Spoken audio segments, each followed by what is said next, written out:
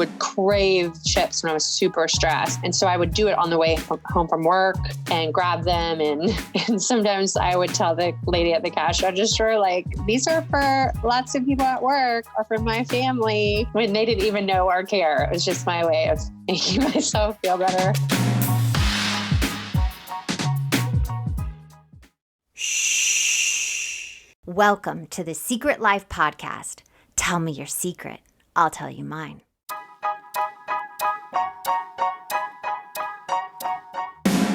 Sometimes you have to go through the darkness to reach the light. That's what I did. After 12 years of recovery in sex and love addiction, I finally found my soulmate, myself. Please join me in my novel, Secret Life of a Hollywood Sex and Love Addict, a 4-time bestseller on Amazon. It's a brutal, honest, raw, gnarly ride, but hilarious at the same time. Check it out now on Amazon. Welcome to Secret Life Podcast. I'm Brianne Davis-Gantt. Today, I'm pulling back the curtains of all kinds of human secrets. We'll hear about what people are hiding from themselves or others. You know those deep, dark secrets you probably want to take to your grave? Or those lighter, funnier secrets that are just plain embarrassing? Really, the how, what, when, where, and why of it all. My guest today is probably my twin soul. Well, definitely my twin soul. It is my sister, and she probably knows me better than anybody else, more than my husband. So Stephanie is our guest. Hi. Hi, how are you? Oh, good. I have a question for you. Dun, Okay. dun, dun. What is your secret? Okay, my secret is that I hide bags of chips when I'm stressed and eat them in my car alone, or hide them under the seat of my car. And then I put them in the trash can outside before anyone can see that I've eaten them. So embarrassing. It's not, I mean, we all have these things we do to comfort ourselves, but I really want to go back. There's so many questions I have for you right now. Like, when did this way of like self-soothing secret, was it created? So I was thinking about how far back I can think about it. And I think part of it is like moving in with my husband and him really seeing who I really am and these bad habits. I would not do it in front of him, and I would crave chips when I was super stressed. And so I would do it on the way home from work and grab them. And sometimes I would tell the lady at the cash register, like, these are for lots of people at work or for my family. Now, they didn't even know or care. Bags of chips? Did you like party size? Are we talking? Okay, it can differentiate depending on the day, because sometimes just a bag of Ruffles, like plain old-fashioned Ruffles, are my jam. That's what my go-to drug every time. But if I'm feeling like I need Doritos and Cheetos and chips and that, I'll go buy the little lunchtime packets, and then I'll just destroy like 4 or 5 of them in my car, because then you will see them like on the floor, but are smushed underneath my car seat. And my husband has busted me a few times, and he's like, really? You don't think I know that you do this? But I still do it. But that first time he busted you, do you remember? Did he ask you? Was he like curious, or he just automatically guessed you were eating chips? I mean, that had to be kind of a weird conversation, no? It was really weird. When I think he said something like, I keep finding chip bags like under the seat of the car, of your car, whatever, when he would drive my car if I was parked behind him, and I would just forget they were just out there. It's like if my needles were laying around and I got busted. Your needles of heroin? Is that yeah, that's basically what it is. It's like I'm hiding this drug. But he was like really kind of matter of fact about it, and then not. And I was like, I just eat when I'm stressed. I just eat when I'm stressed. And I can't describe it. He's like, okay. But he would also find them like tucked under the trash. Like he could see like a full bag of chips had been destroyed that he had never seen before. And they were stuffed down in the trash. I like how you keep calling them destroyed, like you destroy them. Not that you eat them. It's like this term you're using, which is very fascinating. You know what? I don't savor it. It's not about... So do you just shove them in? Do you even finish chewing? I mean, I finished chewing, but it's so fast and they're gone so fast that it's like sad now that I'm saying this out loud. Like, when I've never thought of that or that I describe it that way because I never talk about it. But it's not even like I'm enjoying it in that sense. It's like I have to get it in me as fast as possible. That's so fascinating because when I was going through like my eating problems and eating disorder, I remember when I would have sugar, because my thing is sugar and your thing is salt. We've always talked about that, but I would like see a donut and wanted to eat it as fast as I can, almost before my subconscious would stop me, because a part of me knew I was doing it not to savor the donut, but like to get that high and adrenaline from it. And it wasn't like an enjoying thing. Do you think it's like a little bit of that? I think it's really secretive too.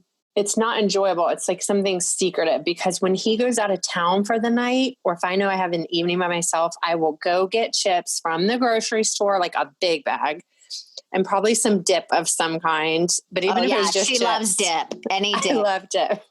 I love French dip so onion. much. Oh my God. Spinach artichoke. She loves a good dip. You know, for my wedding, I didn't even care what my wedding cake looked like. I had dips. I had 3 different dips. You didn't even want a cake. I was like, you have to have a cake because I wanted chips and dip.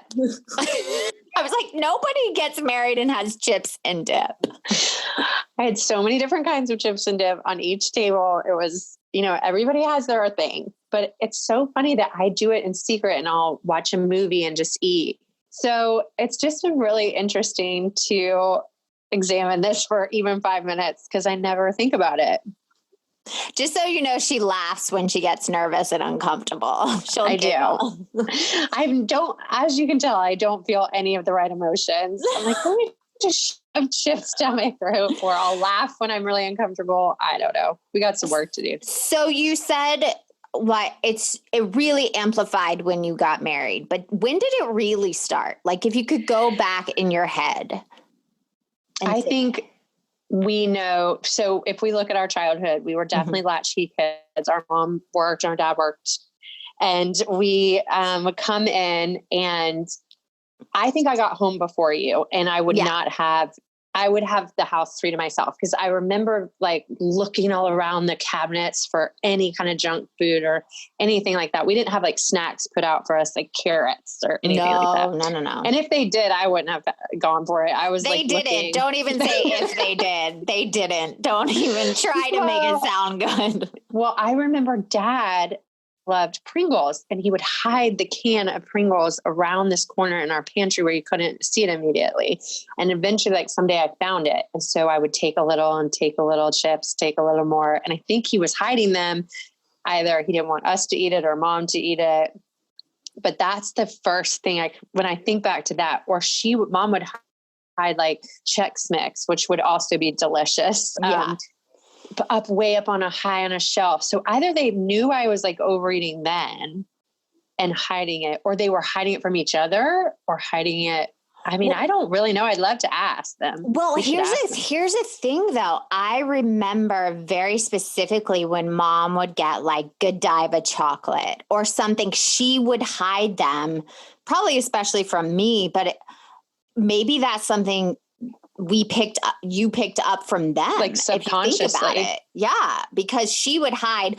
I remember raspberries were really expensive, and when they were in season, she would get some and she would like hide them in the refrigerator, and she wouldn't want me to eat them. And one day I was eating them. She's like, "Those are mine," and I was like, yeah, like they're territorial. Yeah, like over their food. And then, so maybe that's a thing we should bring both of them on and talk about it. We should just be like, what was your thing about hiding these? But if I think about my kids now, whenever they want something of mine that I've like made that I really want, A, I've never hide food from them. But B, I'm like, my first reaction is to not maybe give it to them. I'm like, yes, have this, have it. I have to fight that because I don't want like, this is mine. This is mine. Because I'm the adult. Like I should know better, but they didn't. They would hide it. And I remember getting mad at me for eating whatever that was. And I remember a specific time they got mad at you. I just remember generally knowing I wasn't supposed to do it. So I would take like 2 and I would fight the urge to go get like 30 more. So when I had my own things, and I remember doing it in New York City when I was younger, like stopping at the bodega and getting like a bag of chips and like being in my room away from my roommate doing it. Maybe even in college, Brianne, like even if I go back to college, anytime I got to be alone, that's when I would do it. It was like my secret shame. No, I think other people have it. I mean, when Mark and I have talked about when he dropped me off, you know, on a flight to set or something, or going out of town, he would go to Carl's Jr. and get like hamburger fries and a milkshake like immediately. So you're not alone. And when I'm having a bad day, I want to go get a donut. It's just like, this is still something you're doing, right? Oh yeah. I mean, even now, I think it's more like, I don't want my husband to see it or think badly of me as I just down an entire bag of chips. And ever since I've been like tracking my food and paying attention and seeing what things fill me up, I'm also not out driving around. So I haven't done it in like 3 or 4 months, which is kind of interesting. And I don't know if that has anything to do with the state of mind we're all in, but you would think I've been super stressed. You have, and maybe it's like you don't have that behavior to release that stress. So now you're feeling the stress more. Yeah. I mean, I go to the grocery store and get our family food. I've been doing that, not Tim. And I don't buy a bag of chips, and I don't, grab even little tiny bags. Do you walk by them and think about them though? I do think about it. It's a fight. But I'm like, I got this time. I don't know. Maybe it is really like looking at the caloric intake, or because I'm tracking. Maybe it's like, oh, it's not worth it right now. So if you think of this behavior, this secret attached to like a 7 deadly sins, some people don't like the word sin. It doesn't bother me, but it's just a part of humanity. So let me list them. And if a couple of them, like, why would you connect it? So it's pride, greed, lust, gluttony, envy, anger, and sloth. Is there any of that? Well, she's laughing, so she's uncomfortable. Yeah. Go ahead. Gluttony for sure. I mean, it is so gluttonous to sit and just shove potato chips in your mouth in the car by yourself. There's something to do with lust. I mean, I definitely feel this like lustful thing that I want, that I'm like secretive about, and I don't want anyone to know. So you're talking about the lust. Here's the thing about the lust. Is it the first moment you put that salty chip in your mouth? Yeah, I almost think it's the first one matters and none of the others until the last one. And then I see it dwindling and I get super sad. And I'm like, has it only been 4 minutes since I opened this huge bag of chips? Oh my God, I love it. So funny. It's not. I've never thought about this much. I just never, I mean, I've said it to you at some point in our lives and now we joke about it, but I don't talk about it with anybody else. But so many people I know probably do it. So you're not alone. Remember that episode of Sex and the City where she like made a cake and then she threw it in the trash, but that wasn't enough. She had to like pour stuff all over it. Like salt. I've had those moments where I'm like so wanting to eat the whole bag that I'll throw it in the trash. And then you eat out of the trash and like, oh wait, it's okay still. It's not touching the other things. It's just sticking. It's still in the bag. And then there's been times where I have poured soap on bags of chips, like internal inside the bag, because it's that big of a fight, an emotional fight. Wow. Yeah. It's that emotional and eating. So if you could say, what was the benefits of keeping the secret and where did the secret harm? The benefits was that other people would not judge me or be like, wow, I don't want to marry her. She's gross. She eats chips like freaking animal in her car. A rabbit or something. I don't know. Beaver. But so that was beaver? Part of it. Did you just say I don't know. But eats like shoves stuff in their mouth. I'm picturing a beaver just like shoving, but maybe that's not the right image.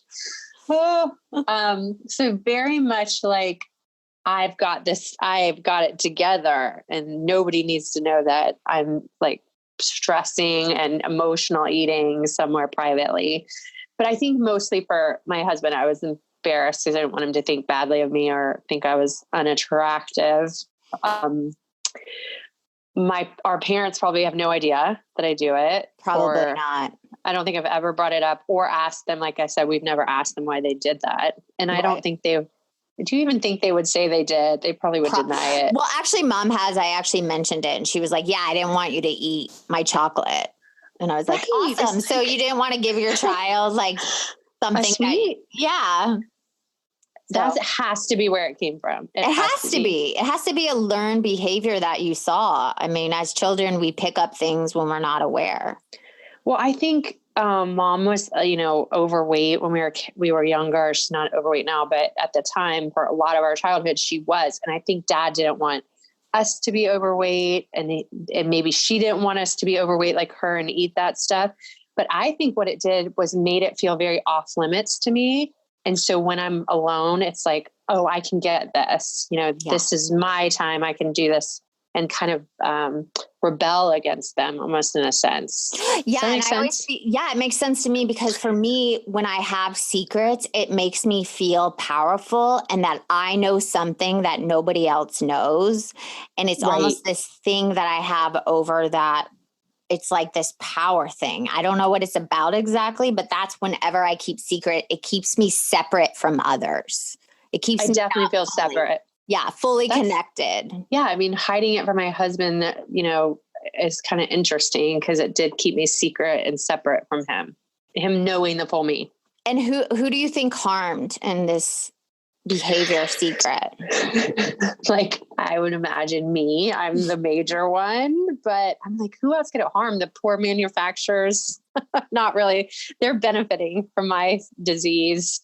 I don't know if it harmed anyone. It seems kind of like a no victim crime, except for me. I would definitely think you, but I think what you said, we hit on a little bit, is like keeping you disconnected from your husband instead of like telling him, hey, I'm really stressed. Like I am stressed about this, and this, instead of sitting in your car eating chips, I think. Right.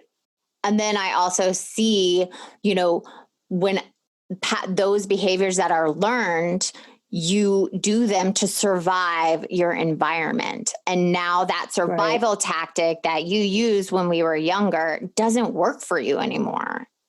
Right. I never looked at it like that. That's how I see it. When my son asks for chips that I'm eating, I really want to be like, no, these are mine. Well, and I think the other day you were in the car and he asked for one and you're like, they're gone. Like I did. And sometimes they're just gone. And sorry, but more than likely I'll try to be like, do you want some? I'm actually actively trying to stop what is innate in me to be like, here, have some. I just cringe giving it to him because I want to keep them for myself. Oh no, weird. Us humans are crazy. So how do you move forward in the future? Man, I don't know, because I feel really good in the last, it's probably been like 3 or 4 months since I've done that, and the world feels like it's falling apart. So the fact that I haven't gone to that, I've tried to find healthier things that kind of fit on this diet program, but I know that at some point it's going to come up again. And I don't know how I'll handle it moving forward. I can be aware of it more. Now that I'm talking about it with you, maybe that seems to always help any secret I'm hiding. If I'm aware why I'm doing it, or maybe I'll think, what if I just had like a few and enjoyed them? Yeah. Or maybe when I was like getting rid of my behaviors with, the sex and love addiction that we've talked about, and I've talked about, like keeping a journal in your car, and that moment that you're about to do it or walk into the grocery store or the drugstore or whatever, you take out your journal and you write like, why am I doing this? What am I feeling right now? Because it's like, we're so unaware of these behaviors that sometimes a simple act of like writing something down releases that, that like of like wanting to do it. I think while you were saying that, I was like, what emotion usually comes up? And it's usually when I feel really helpless, like I'm in a situation I can't get out of at work or something, or I know I'm going to have to face some sort of confrontation that I don't want to face. So maybe I need to look at that too. I don't know. Cause right when you said that, I was like, what emotion just came up when I'm thinking about it? Exactly. Well, I am so proud of you for sharing this. I know I like totally made her do this. She really didn't want to, but she has to support me because it's like in your My twin DNA. soul. Yeah. So I am so grateful. I think it's so brave of you to come on because especially as women, we want to portray like this perfect mother, perfect wife, perfect, you know, just be like we have our shit together and we fucking don't. We don't. Like, let's just pull off the covers and say, we don't have a filter. This is not social media. We don't have it all together. We do these things we're not proud of, but it doesn't define who we are. So I'm really grateful for you coming on. I know you didn't want to, but you did it anyways. Thanks, Brianne. If you want to be on the show, please email me at secretlifepodcast@icloud.com. Until next.